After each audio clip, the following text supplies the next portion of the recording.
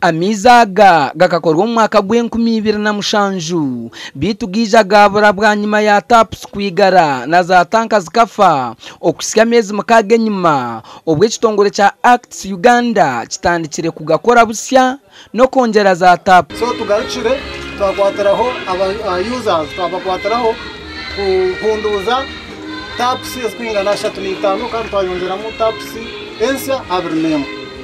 So amizi gona hatanaga flowing akurungi, the system is 100% functional.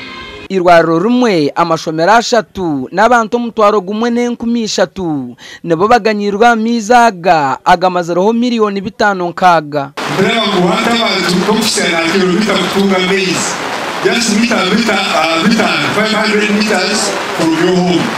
Wano tulaha kutunga base toketa na ofisana kilomita zetu kusera mungaro abaka lokona byaza kutamizi agenda shamsha agenda shahita zaka cheshe mwecho mwazo ekane yomekwa wenda mezi okoza temyenda okatekaje okahereza abana mezi maruti kokunya okareba kamwe mukaharimo biyosha echo ntimaisa ngo babayombekeka yawe ho nababombekire kamina zirukikitano mu cwekeki kandi abana b'amashomero batugambire kibabire ne barabamu obabire batakatungireza kamineza hamwe na mizi tubempije twashanga mezi gatari ko tuzana compassion naho bagatwima turonde cyo gukora kibura tubiruga.